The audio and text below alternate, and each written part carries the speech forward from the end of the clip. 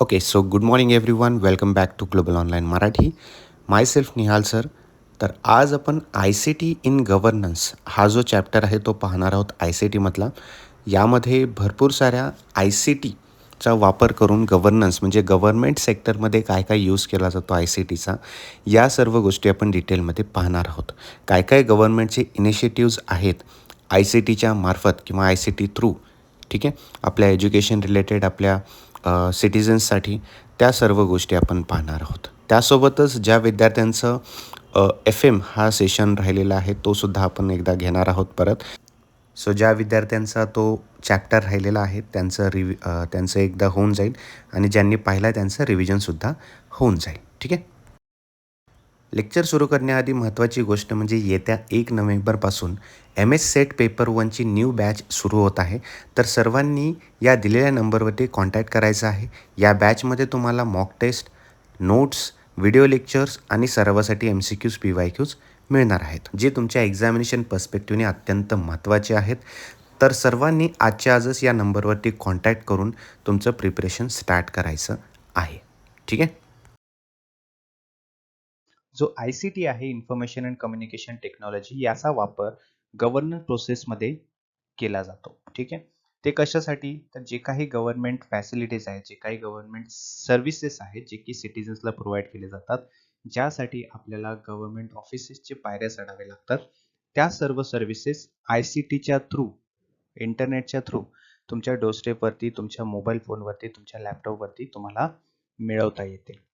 ठीक आहे. तर हे इनिशिएटिव्ह घेतलेलं आहे गव्हर्नमेंटने, जेणेकरून याचा फायदा होईल. काय फायदा होईल? तर भरपूर असे फायदे आहेत, जसं की ट्रान्सपरन्सी वाढणं, इफिशियन्सी वाढणं, है ना, कमी खर्चात सर्व काम होणं, है ना, overall documentation will be done through the I C T, through the internet, right.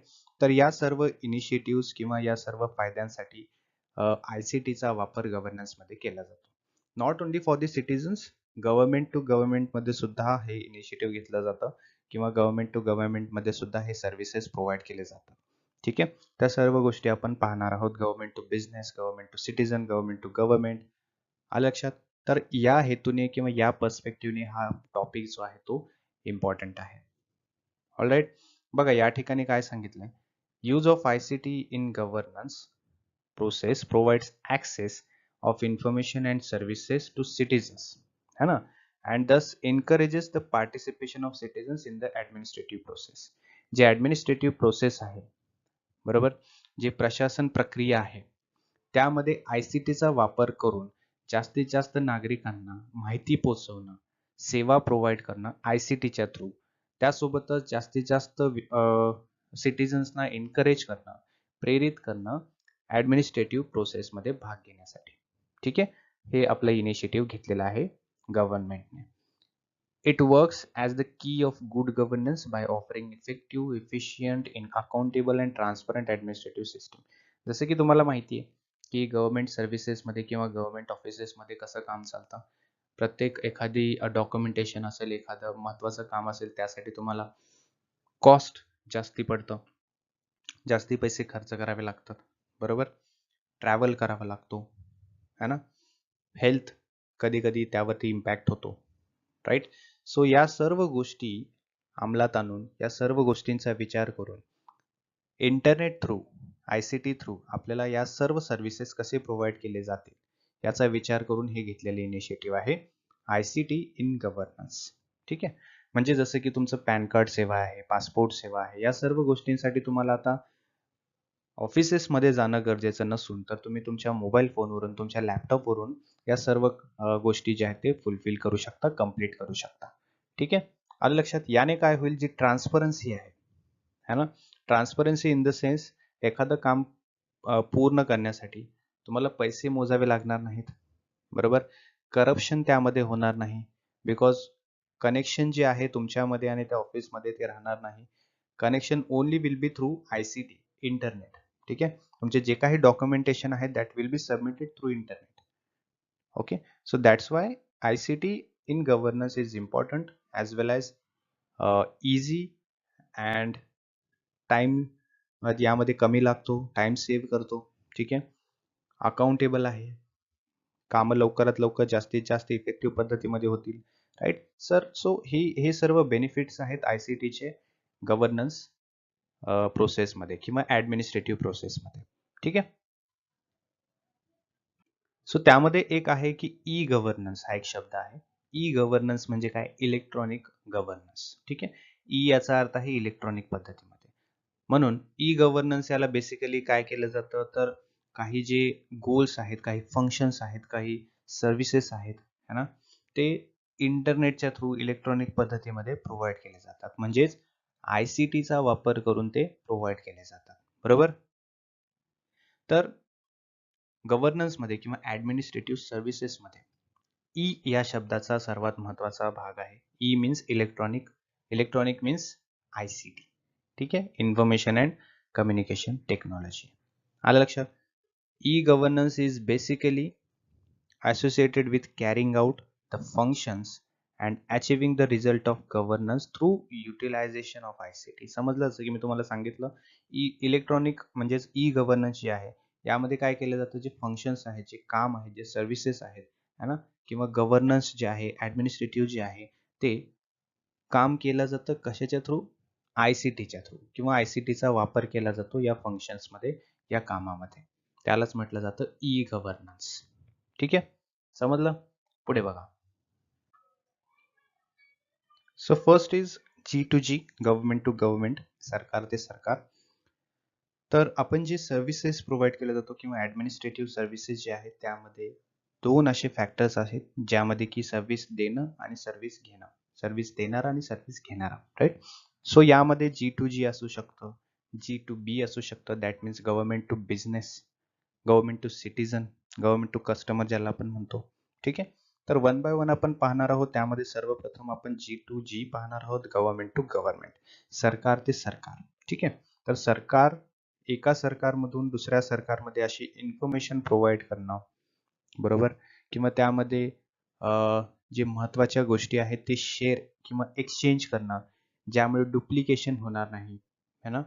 कमी टाइममध्ये जास्तीत जास्त information quickly we can provide, बरोबर, गव्हर्नमेंट टू गव्हर्नमेंट, नॅशनल किंवा सेंट्रल गव्हर्नमेंटकडून स्टेट गव्हर्नमेंटकडे इन्फॉर्मेशन पोहोचवणं किंवा कॉन्फरन्स ठेवणं ICTच्या थ्रू.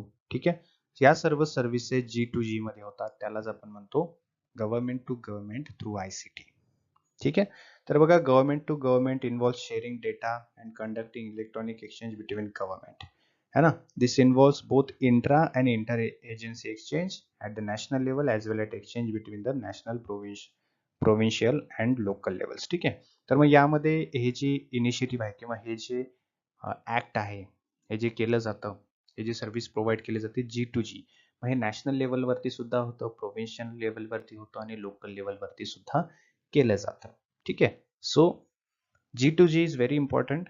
ठीक आहे. एका गव्हर्नमेंटकडून दुसऱ्या गव्हर्नमेंटला एक महत्वाची इन्फॉर्मेशन क्विकली पाठवण्यासाठी हा ICTचा वापर केला जातो. पुढे बघा. This kind of interaction is only within sphere of government which can be horizontal. ठीक आहे. जसं की गव्हर्नमेंट एजन्सी, है ना, बिटवीन गव्हर्नमेंट एजन्सीज, याला हॉरिझॉन्टल म्हणतो आपण, है ना. आणि वर्टिकल म्हणजे काय? National to provincial, provincial to local. ठीक आहे. अशा पद्धतीमध्ये.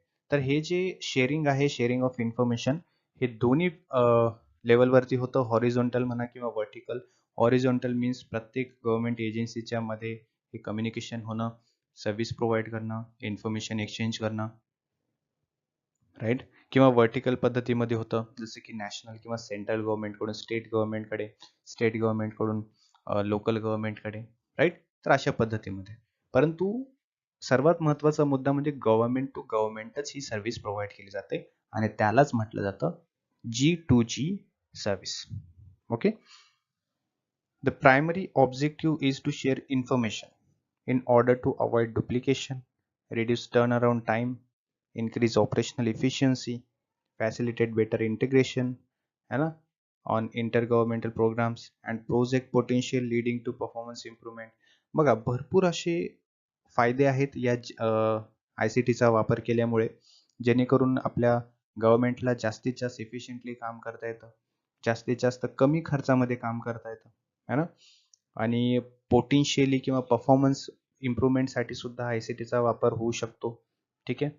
आणि त्यानंतर जे गव्हर्नमेंटमध्ये जे काही प्रोग्राम्स होतात किंवा प्रोजेक्ट्स होतात, है ना, त्यामध्ये जास्तीत जास्त फास्टली काम करता येईल, इझी वेमध्ये काम करता येईल, राईट. सो ICTचा भरपूर वेमध्ये काम होऊ शकतं किंवा वापर केला जाऊ शकतो.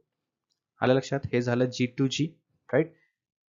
पुढे बघा G2C, that means government to customer, बरोबर, किंवा गव्हर्नमेंट कडून आपल्या नागरिकांना, सिटिझन्सला जे सेवा प्रोव्हाइड केल्या जातात त्याला म्हणतो आपण G2C. ठीक आहे, सरकार ते नागरिक. सॉरी, गव्हर्नमेंट टू कस्टमर हा जो इनिशिएटिव्ह आहे किंवा हा जो एक सर्व्हिस प्रोव्हिजन आहे, ठीक आहे, हा गव्हर्नमेंट कडून सिटिझन्सला दिला जाणारा सर्व्हिस आहे. यामध्ये फॉर एक्झाम्पल बघायला गेलं तर पासपोर्ट सेवा केंद्र आहे. जसे की तुम्हाला पासपोर्ट काढायचा असेल तर यू कॅन अप्लाय ऑनलाईन, है ना. तुम्ही ऑनलाईन फॉर्म भरू शकता पासपोर्टसाठी. पॅन कार्ड सुद्धा तुम्ही आता ऑनलाईन पद्धतीमध्ये काढू शकता. ठीक आहे. IRCT आहे, ई पंचायत आहे, एपिक आहे, इलेक्शन कमिशन सर्व्हिसेस, हे सर्व आता ऑनलाईन पद्धतीमध्ये होत चाललेलं आहे, है ना. ज्या कामासाठी तुम्हाला अगोदर सरकारी ऑफिसचे पायऱ्या चढाव्या लागायच्या, ते सर्व सर्व्हिसेस आता तुमच्या मोबाईल फोनवरती, तुमच्या लॅपटॉपवरती, इंटरनेट थ्रू तुम्हाला प्रोव्हाइड केले जातात. ठीक आहे. So every citizen is accessible for this services. प्रत्येक नागरिकाला याचा ॲक्सेस आहे. भारतामध्ये जितके नागरिक आहेत ते सर्व नागरिक या सर्व्हिसेसचा फायदा घेऊ शकतात. घर बसल्या त्यांचं डॉक्युमेंटेशन, त्यांचं पॅन कार्ड, त्यांचं पासपोर्ट, त्यांचं रेल्वे तिकीट, है ना, पंचायतचे कामं, इलेक्शन कमिशनचे कामं, आलं लक्षात. या सर्व गोष्टी आता इंटरनेटच्या थ्रू होत आहेत. ठीक आहे. मग हे जे इंटरनेट थ्रू जी सेवा आपल्याला प्रोव्हाइड केली जातात, गव्हर्नमेंटच्या सेवा आपल्याला प्रोव्हाइड केली जातात, यालाच म्हटलं जातं सरकार ते नागरिक सेवा किंवा गव्हर्नमेंट टू सिटीजन. ठीक आहे, किंवा गव्हर्नमेंट टू कस्टमर. तिन्हीपैकी काहीही नाव दिलं तरी चालेल, त्याचा अर्थ जो आहे तो सेम आहे. ठीक आहे. मग गव्हर्नमेंट टू कस्टमर मध्ये काय काय एक्झाम्पल्स आहेत, तर या ठिकाणी तुमच्या समोर तुमच्या स्क्रीनवरती तुम्हाला एक्झाम्पल्स दिलेले आहेत. You can write down or you can take a screenshot, otherwise I send you the PDF of it. ठीक आहे. ठीक आहे. तर गव्हर्नमेंट टू कस्टमर किंवा गव्हर्नमेंट टू सिटीजन समजला. बघा पुढचं, बघा गव्हर्नमेंट टू बिझनेस, है ना. तर गव्हर्नमेंट कडून बिझनेस एंटायटी किंवा बिझनेस एंटरप्राइजेसना सुद्धा काही सर्व्हिसेस प्रोव्हाइड केले जातात. ठीक आहे. जसं की इन्कम टॅक्स, है ना. प्रत्येक बिझनेस एंटायटीला किंवा बिझनेसमॅनला टॅक्स जो आहे तो पे करणं कंपल्सरी आहे. ठीक आहे. परंतु जसं की अगोदर असायचं, गव्हर्नमेंटला टॅक्स प्रोव्हाइड करताना किंवा टॅक्स पे करताना you need to travel, you need to go in the office and pay the tax. ठीक आहे. तर आता तसं नसून तुम्ही स्वतः घरी बसून इंटरनेटच्या मार्फत GST फॉर्म भरू शकता, ITR रिटर्न जे आहे, है ना, ते भरू शकता आणि गव्हर्नमेंटला तुम्ही टॅक्स पे करू शकता. ठीक आहे. तर हे सुद्धा आता इंटरनेट मार्फत होत चाललेलं आहे. त्यामध्ये आणखीन काही एक्झाम्पल्स आहेत, जसं की ई टेंडर आहे, ई बीज मिशन मोड प्रोजेक्ट आहे, है ना. ई जे म्हणजे गव्हर्नमेंट ई मार्केट प्लेस आहे, गव्हर्नमेंट ऑनलाईन प्रोक्युरमेंट पोर्टल आहे. यामध्ये ई टेंडर जे आहे ते इलेक्ट्रॉनिक पद्धतीमध्ये टेंडरिंग किंवा प्रोक्युरमेंट ज्याला आपण म्हणतो तो केले जातं. GST जे आहे ते ऑनलाईन पद्धतीमध्ये तुम्ही टॅक्स भरू शकता, तुमचं रिटर्न फाईल करू शकता.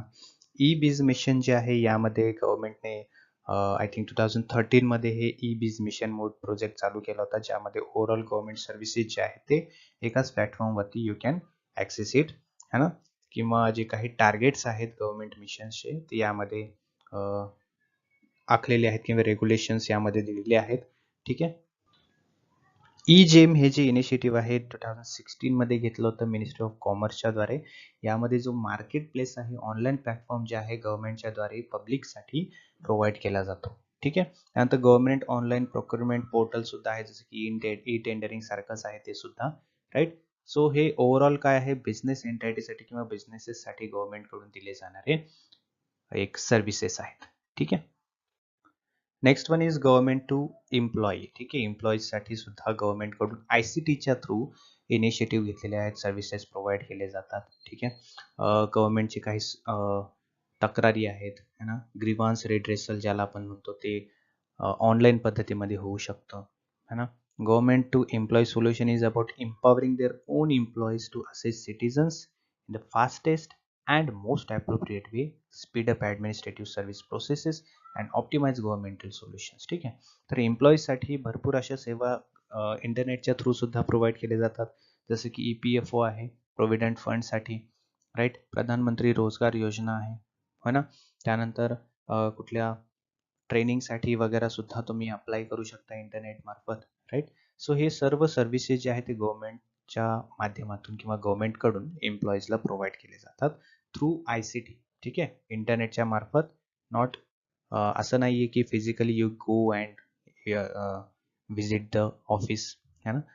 You can apply online, you can get all the things through online. ठीक आहे, जे की तुमच्या एम्प्लॉईज किंवा एम्प्लॉयमेंटसाठी गरजेचे आहेत. FM म्हणजे काय? Frequency modulation. फ्रिक्वेन्सी मॉड्युलेशन हे एक अशा प्रकारचे प्रोसेस आहे ज्यामध्ये की इन्फॉर्मेशन जी आहे ती इनकोड केली जाते है ना. आणि काही वेव्स असतात, ठीक आहे, इंटँजिबल वेव्स असतात, ते कॅरी करत असतात ती इन्फॉर्मेशन अँड समवेअर ते काय करतात, पोचवतात है ना. बघा, frequency modulation is the encoding of the information in carrier wave by varying the instantaneous frequency of the wave. ठीक आहे, इन्स्टंटेनियस. ठीक आहे, म्हणजे लवकरात लवकर. ओके. तर हे जे वेव्स असतात, या वेव्समध्ये इन्फॉर्मेशन कॅरी केली जाते, एका जागेवरून दुसऱ्या जागेवरती ही इन्फॉर्मेशन प्रोव्हाइड केली जाते through the frequency waves. Okay. तर हे एक इनकोडिंग प्रोसेस आहे, इन्फॉर्मेशन इनकोड केली जाते, वेव्सच्या मार्फत ती ट्रान्सफर केली जाते, त्यानंतर तुम्हाला आम्हाला ही इन्फॉर्मेशन पोहोचत असते थ्रू रेडिओ और साऊंड वॉट एव्हर. ठीक आहे. The technology is used in telecommunication. आता ही जी टेक्नॉलॉजी आहे, ही जी प्रोसेस आहे FMची, ही टेलिकम्युनिकेशनमध्ये यूज केली जाते, रेडिओ ब्रॉडकास्टिंगमध्ये केली जाते, सिग्नल जे आपण पाहतो सिग्नल प्रोसेसिंगमध्ये केली जाते, आपल्या मोबाईल फोनचे सुद्धा जे नेटवर्क आहे ते याच पद्धतीमध्ये चालतात, फ्रिक्वेन्सी मॉड्युलेशन. ठीक आहे, फ्रिक्वेन्सीनुसार, वेव्सनुसार, अँड कॉम्प्युटिंग है ना. सो हे FM जे आहे हे थोडासा वायडर कन्सेप्ट आहे, मोठा कन्सेप्ट आहे, यामध्ये भरपूर असे जे सेक्टर्स आहेत, क्षेत्र जे आहेत, त्यामध्ये ह्या वेव्सचा, या प्रोसेसचा उपयोग केला जातो. ठीक आहे. FM ब्रॉडकास्टिंग जी आहे, ही जी FMची जी सर्व्हिस आहे, FMची जी प्रोसेस आहे, ही इंडियामध्ये सुरुवात झाली होती 23 जुलै 1977 मध्ये. फर्स्टली कुठे झाली तर चेन्नईमध्ये. ठीक आहे, मग त्यानंतर मद्रासमध्ये, and then it is expanded in 1990. ठीक आहे, nearly 50 years after the mushroom in US मध्ये जेव्हा ती सुरू झाली होती, त्याच्या 50 वर्षांनंतर आपल्या इंडियामध्ये सुद्धा ती काय झाली, स्प्रेड होत गेली, एक्सपांड करण्यात आली. ठीक आहे. सो यामध्ये काही अशी इम्पॉर्टंट पॉईंट आहे तुमच्या एक्झामिनेशन पर्स्पेक्टिव्हने, ते तुम्हाला लक्षात ठेवायचे. एक म्हणजे FMचा लॉंग फॉर्म है ना, फ्रिक्वेन्सी मॉड्युलेशन. त्यानंतर ही FM जी सर्व्हिस आहे, फ्रिक्वेन्सी मॉड्युलेशन रेडिओ वगैरे जी सर्व्हिस आहे, ती FMची सुरुवात इंडियामध्ये फर्स्टली चेन्नईमध्ये सुरू झाली, त्यानंतर मद्रासमध्ये सुरू झाली है ना. म्हणजे चेन्नईलाच मद्रास म्हटलं जातं. ठीक आहे, दॅट इज द पॉईंट. आणि त्यानंतर 23 जुलै 1977 ही डेट होती ज्या दिवशी ही फ्रिक्वेन्सी मॉड्युलेशन जे आहे ते इंडियामध्ये स्टार्ट झालं. 23 जुलै 1977 डेट इज इम्पॉर्टंट. ठीक आहे, लक्षात ठेवा. कुठे सुरुवात झाली? चेन्नई, हा फर्स्ट पॉईंट. कधी सुरुवात झाली? 23 जुलै 1977. These two points are very important. And third is the long form of the FM, frequency modulation. Okay, पुढे बघा. प्रसार भारती नाव ऐकलं असेल तुम्ही. प्रसार भारती जे आहे हे एका प्रसार भारती ॲक्टच्या अंतर्गत स्टार्ट केलं गेलं होतं. हे एक वैधानिक, एक ॲटॉनॉमस म्हणजे स्वतंत्र, ठीक आहे, स्वायत्त एक संस्था आहे. यामध्ये याची सुरुवात जी आहे ते 1997 मध्ये झाली होती, आणि हे पब्लिक सर्व्हिस ब्रॉडकास्टर म्हणून आपल्या भारतामध्ये काम करतं, प्रसार भारती. ठीक आहे, म्हणजे बघा, ही जी प्रसार भारती आहे ही पब्लिक सर्व्हिस आहे. यामध्ये विविध प्रकारची इन्फॉर्मेशन, विविध प्रकारचे जे इम्पॉर्टंट एज्युकेशन रिलेटेड सुद्धा जे ज्ञान आहे है ना, महत्त्वाची न्यूज आहेत हे प्रोव्हाइड केले जातात. याची सुरुवात 1997 मध्ये झाली होती आणि एका ॲक्टच्या अंतर्गत याची सुरुवात करण्यात आली होती. तो ॲक्ट होता प्रसार भारती ॲक्ट. ठीक आहे, त्याच्या नावानेच हा ॲक्ट होता. याचं ऑब्जेक्टिव्ह काय होतं, ह्याचा हेतू काय होता सुरू करण्याच्या मागे? The objective of public service broadcasting is achieving through all India radio and DD which were earlier working as a independent media units under Ministry of Information and Broadcasting. ठीक आहे. आता हे जे प्रसार भारती आहे हे रेडिओचाच एक प्रकार आहे, रेडिओचंच एक माध्यम आहे. ठीक आहे. तर ऑल इंडिया रेडिओ आणि DD या दोन जे सेक्टर्स आहेत या दोनच्या माध्यमातून ही प्रसार भारतीचे आहे ते चालू केलं गेलं होतं 1997 मध्ये. आणि याचा जो हेतू होता हे जास्तीत जास्त इन्फॉर्मेशन लोकांपर्यंत पोहोचवणं, लोकांपर्यंत न्यूज पोहोचवणं, जे जगामध्ये चालू आहे घडामोडी त्या लोकांपर्यंत घरोघरी पोहोचवणं, हे या पब्लिक सर्व्हिस ब्रॉडकास्टिंगचा एक हेतू होता. ओके. तर हे जे प्रसार भारती आहे किंवा ऑल इंडिया रेडिओ किंवा DD हे कुठल्या मिनिस्ट्रीच्या अंतर्गत आहे तर ministry of information and broadcasting. ठीक आहे, हे लक्षात ठेवा. Ministry of information and broadcasting, all India radio and DD या दोघांच्या अंतर्गत प्रसार भारती जे आहे ते स्टार्ट करण्यात आलं होतं. ओके. व्हिडिओच्या एंडला मी तुम्हाला सांगतो स्टडी कसा करावा वगैरे. ठीक आहे. All India radio. Next, all India radio सुद्धा एक प्रसार भारती नाही सॉरी, एक रेडिओ सर्व्हिस आहे, पब्लिक सर्व्हिस आहे. 1927 मध्ये ड्युरिंग 1927 हे ब्रॉडकास्टिंग जे आहे ते इंडियामध्ये सुरू करण्यात आलं होतं. त्यामध्ये 2 प्रायव्हेटली ओन ट्रान्समिटर्स होते, एक होतं बॉम्बे आणि एक होतं कलकत्ता. ठीक आहे. त्यानंतर 1930 मध्ये गव्हर्नमेंटने त्याला टेक ओव्हर केलं होतं. ठीक आहे. यामध्ये बघा भरपूर असं इन्फॉर्मेशन महत्त्वाची आहे आपल्या एक्झामिनेशन पर्स्पेक्टिव्हने. ऑल इंडिया रेडिओ है ना, AIR शॉर्ट फॉर्ममध्ये 1927 मध्ये इंडियामध्ये सुरू करण्यात आलं होतं. तर ऑल इंडिया रेडिओ हे काय आहे तर ब्रॉडकास्टिंग सर्व्हिस आहे. ओके. ज्यामध्ये 2 प्रायव्हेट ट्रान्समिटर्स होते, एक होतं बॉम्बे आणि दुसरं होतं कलकत्ता. ओके. 1927 मध्ये हे चालू केल्यानंतर जे प्रायव्हेट कंपनीज होत्या जसं की बॉम्बे आणि कलकत्ता या दोन्ही कंपन्यांना गव्हर्नमेंटने टेक ओव्हर केलं, गव्हर्नमेंटने त्याला आपल्या ताब्यात घेतलं 1930 मध्ये. ठीक आहे, बरोबर. त्यानंतर 1930 पासून पुढे ही जी सर्व्हिस आहे ऑल इंडिया रेडिओ सर्व्हिस 1930 नंतर ही पब्लिक सर्व्हिस है ना, गव्हर्नमेंटच्या अंतर्गत ही सर्व्हिस प्रोव्हाइड केली जाऊ लागली. ठीक आहे. This operated under the name Indian broadcasting service. जेव्हा टेक ओव्हर करण्यात आलं होतं त्या ऑल इंडिया रेडिओला इंडियन ब्रॉडकास्टिंग सर्व्हिस या नावाने ओळखलं जाऊ लागलं. ते पण कधीपर्यंत 1936 पर्यंत, 1936 पर्यंत. Okay. When it was given the present name AIR, it came to be known as a Akashvani from 1957. बघा भरपूर असे नाव चेंजेस यामध्ये करण्यात आले होते. कधी कधी त्याला इंडियन ब्रॉडकास्टिंग सर्व्हिस असं नाव होतं, त्यानंतर त्याला AIR नाव देण्यात आलं, ऑल इंडिया रेडिओ. त्यानंतर त्यालाच आकाशवाणी या नावाने सुद्धा ओळखलं जाऊ लागलं. ठीक आहे. तर यामध्ये हे नाव जे आहेत हे इम्पॉर्टंट आहेत.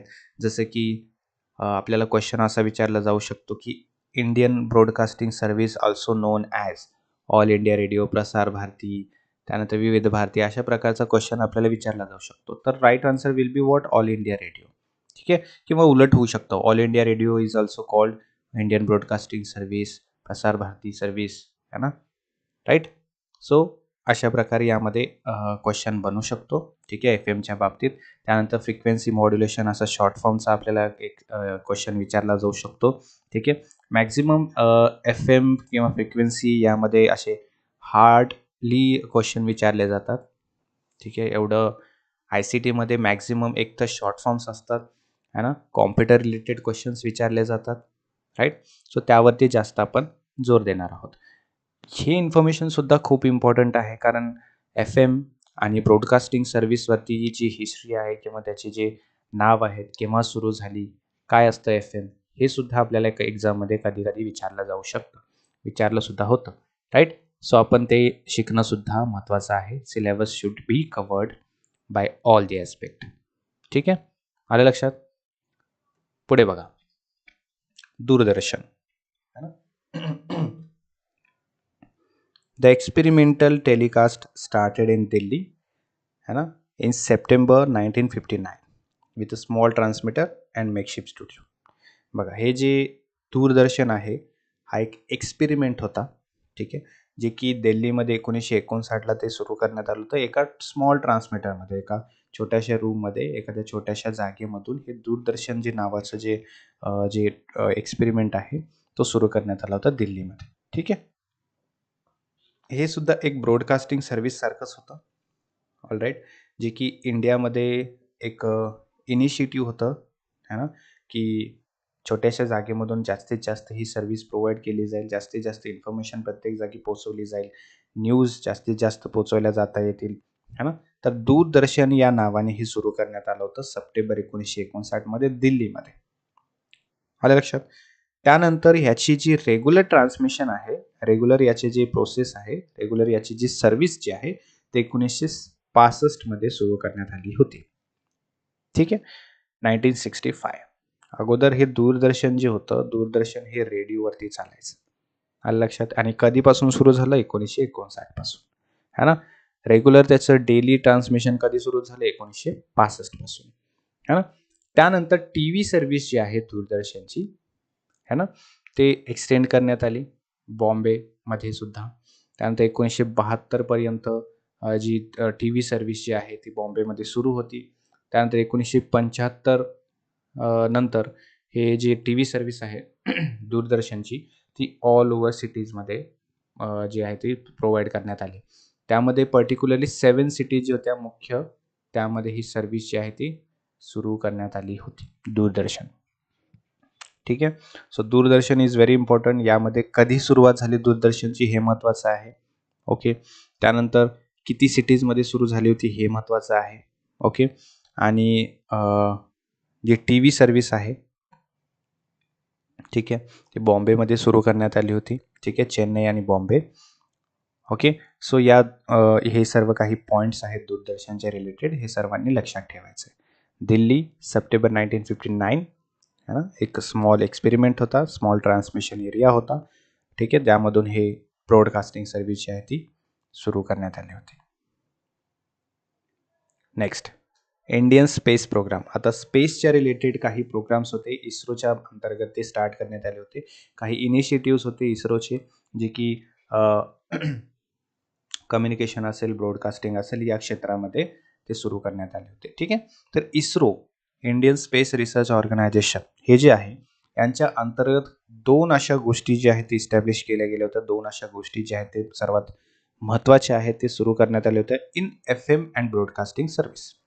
ठीक आहे, तर यामध्ये इस्रो जे आहे ते खूप मोठा रोल प्ले करत असतं, खूप मोठी भूमिका बजावत असतं. कारण की इस्रो एक आपली इंडियन स्पेस रिसर्च ऑर्गनायझेशन अशी आहे की ज्याच्या अंतर्गत हे जे फ्रिक्वेन्सी मॉड्युलेशन जे आहे हे सर्व्हिस दिली जाते, किंवा हे जे टेक्नॉलॉजी आहे यांच्याकडून प्रोव्हाइड केली जाते. ठीक आहे, किंवा असंही आपण बोलू शकतो की the science behind this process है ना, FM किंवा वेव्स है ना, इनकोडिंग प्रोसेस जी आहे, इन्फॉर्मेशन जी आपल्या वेव्स मार्फत आपण सेंड करत असतो, ही जी सर्व्हिस आहे, ही जी टेक्नॉलॉजी आहे, याच्या मागचं जे सायन्स आहे है ना, इन्व्हेन्शन आहे, यामागे इस्रोचा खूप मोठा हात आहे.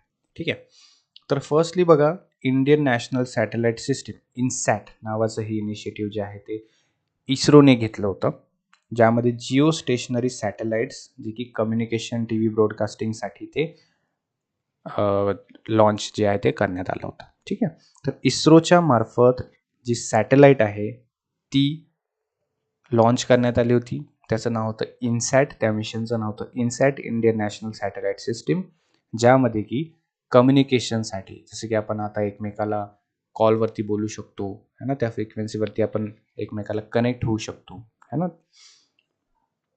त्यानंतर व्हिडिओ ब्रॉडकास्टिंग आहे. तर या स्पेसिफिक हेतूसाठी जे सॅटेलाइट आहे ती बनवण्यात आली होती, जी सॅटेलाइट आहे ती लॉन्च करण्यात आली होती. तर पर्टिक्युलर स्पेसिफिक जो हेतू होता तो काय होता, तर टीव्ही ब्रॉडकास्टिंग, कम्युनिकेशन है ना, या हेतूसाठी ही सॅटेलाइट लॉन्च करण्यात आली होती. ठीक आहे. या मिशनचं नाव होतं इनसॅट किंवा त्या सॅटेलाइटचं नाव म्हटलं तरी चालेल, इंडियन नॅशनल सॅटेलाइट सिस्टीम. ठीक आहे. हे होतं फर्स्ट इनिशिएटिव्ह. सेकंडली काय होतं, इंडियन रिमोट सेन्सिंग सॅटेलाइट, ज्याला IRSS असं म्हटलं जातं. ठीक आहे. हा जो सेकंड इनिशिएटिव्ह होता तो पर्टिक्युलर रिसोर्स मॉनिटरिंगसाठी होता, म्हणजे नेव्हिगेशन किंवा मॅप बघण्यासाठी है ना, किंवा डिफेन्स क्षेत्र जे आहे त्यांच्या इन्फॉर्मेशनसाठी, त्यांच्या फायद्यासाठी हे जे सेकंड इनिशिएटिव्ह होतं ते घेण्यात आलं होतं थ्रू दी इस्रो. ठीक आहे.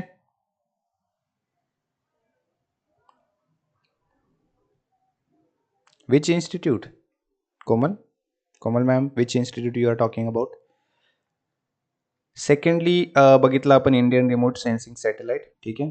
याच्या अगोदर आपण एक इन्फॉर्मेशन जी आहे महत्त्वाची ते आपण डिस्कस केली होती, दॅट इज व्हॉट, नॅव्हियाक है ना, बरोबर. नॅव्हियाक काय आहे, हे मॅप सिस्टीम आहे. ही ग्लोबल पोझिशनिंग सिस्टीम जशी आहे GPS त्याच प्रकारे किंवा त्याच प्रोसेसच्या निगडीत असे एक प्रोसेस आहे. बट यामध्ये फरक हा आहे की हे इंडिजिनियस आहे. इंडिजिनियस मीन्स इंडियन मॅन्युफॅक्चर्ड आहे. फक्त इंडियन सर्व्हिससाठी ही जी नॅव्हियाक सिस्टीम आहे ती दिली गेलेली आहे, बनवलेली आहे. ठीक आहे. आलं लक्षात. सो नॅव्हियाक सुद्धा लक्षात ठेवा, हे सुद्धा इस्रोचंच इनिशिएटिव्ह आहे. Next, community radio stations. Community radio stations जे आहेत ते 2002 डिसेंबरमध्ये गव्हर्नमेंटने अप्रूव्ह केलं होतं. त्याबद्दलची पॉलिसी जी आहे त्याला सुद्धा ग्रँट जे आहे ते मिळालं होतं. ठीक आहे. म्हणजेच काय, कम्युनिटी रेडिओ स्टेशन्समध्ये मग ॲडव्हर्टायझिंग किंवा एज्युकेशनल रिलेटेड या गोष्टी सुद्धा प्रोव्हाइड केल्या जाऊ लागल्या फ्रॉम 2002. ओके. मग हे जे इन्फॉर्मेशन किंवा एज्युकेशनल इन्स्टिट्यूशन्स आहेत, जसे की IITs, IIMs आहे ना, मॅनेजमेंट किंवा टेक्नॉलॉजी सर्व्हिसेस इन्स्टिट्यूशन्स आहेत, याच्या अंतर्गत हे रेडिओ स्टेशन्स किंवा रेडिओ मार्फत एज्युकेशनल इन्फॉर्मेशन प्रोव्हाइड करणं, यासाठीचं ग्रँट, यासाठीची परमिशन डिसेंबर 2002 मध्ये गव्हर्नमेंटकडून मिळाली. ॲप्रुव्हल ज्याला आपण म्हणतो है ना, ते मिळालं होतं. ठीक आहे, 2002 पासून. आलं लक्षात. नेक्स्ट बघा, हे खूप महत्वाचं आहे. एडुराम किंवा एडुरोम सुद्धा याला म्हटलं जातं. ओके. हे ॲक्च्युली एक इंटरनॅशनल प्रकारचंच एक सर्व्हिस आहे, ज्यामध्ये की फ्री वायफाय, जे रिसर्च स्टुडंट आहेत किंवा कॅम्पस स्टुडंट्स आहेत है ना, जे की रिसर्चमध्ये आहेत किंवा इन्स्टिट्यूशन्समध्ये आहेत किंवा स्टाफ आहेत है ना, त्यांच्यासाठी ही सर्व्हिस प्रोव्हाइड केली जाते. त्यांच्यासाठी इंटरनेट कनेक्टिव्हिटी सर्व्हिस जी आहे ते कॅम्पस अंतर्गतच ती प्रोव्हाइड केली जाते. हे एडुराम एक इनिशिएटिव्ह आहे. ठीक आहे. मग तुम्ही तुमचा स्मार्टफोन आहे, तुमचा लॅपटॉप आहे है ना, किंवा तुमचं आणखीन एक डिव्हाइस आहे ज्याला की वायफाय कनेक्टिव्हिटी आहे है ना, त्याचा उपयोग करून, त्याचा फायदा घेऊन तुम्ही तुमचं एज्युकेशन जे आहे, तुमची जी स्टडी जी आहे ती प्रोसेस करू शकता, डेव्हलप करू शकता, अपग्रेड करू शकता. ठीक आहे. परंतु हे जी सर्व्हिस आहे, ही जी एडुराम सर्व्हिस जी आहे, it is only limited to the campus only. ठीक आहे. तुमचा जो एरिया आहे, कॅम्पस एरिया आहे ना, कॉलेज आहे, इन्स्टिट्यूशन आहे, त्याच्या अंतर्गत ही एडुराम सर्व्हिस जी आहे ती सुरू करण्यात आली होती. ठीक आहे. आलं लक्षात. Now we will discuss some of the questions which are related to the e-governance, or we can say ICT in governance. ठीक आहे. बघा या ठिकाणी e-commerce involves buying and selling of what. E-commerce जे आहे, ई-कॉमर्स मध्ये काय होतं, बाईंग होतं आणि सेलिंग होतं, परंतु कशाचं, international goods, electronic goods, products related to computers किंवा products and services over the internet. ठीक आहे. सो बेसिकली ई कॉमर्स जे आहे, इलेक्ट्रॉनिक कॉमर्स, यामध्ये काय होतं, तर यामध्ये सर्व्हिसेस आणि प्रोडक्ट्स है ना, यांची सेलिंग अँड बाईंग होते through the internet. So right answer is option D. ठीक आहे. यामध्ये काय होतं, तर ई कॉमर्सचा अर्थच असा आहे की जे इलेक्ट्रॉनिक पद्धतीमध्ये घर बसल्या तुम्ही वस्तू विकू सुद्धा शकता, आणि त्यासोबतच परचेस सुद्धा करू शकता. ठीक आहे. पुढे बघा, NMEICT हे जे ॲक्रोनिम आहे है ना, याचा लॉंग फॉर्म काय आहे. ठीक आहे. तर NMEICT याचा लॉंग फॉर्म आपण खूप वेळा पाहिलेला आहे आपल्या लेक्चरमध्ये. ठीक आहे. तर याचं लॉंग फॉर्म काय असणार आहे. So what will be the correct answer? National Massive Educational through Information and Communication Technology, National Mission on Education through ICT, National Multipurpose Education through ICT or National Mode of Education through ICT. ठीक आहे. तर याचा answer तुम्हाला माहिती आहे. ठीक आहे. आपण खूप वेळा हे डिस्कस केलेलं आहे. That is NMEICT means National Mission on Education through ICT. That means Information and Communication Technology. ठीक आहे. Next is a recently launched e-Rakam portal is related to the welfare of. ठीक आहे. e-Rakam. ठीक आहे. हे जे इनिशिएटिव्ह आहे किंवा हे जे पोर्टल आहे लॉन्च केलं गेलं होतं ते कोणासाठी केलं होतं, कोणाच्या कल्याणासाठी केलं होतं, इंडस्ट्री मिनिस्ट्रीसाठी, स्टुडंटसाठी, इन्कम टॅक्स पेअरसाठी की फार्मर्ससाठी. ठीक आहे.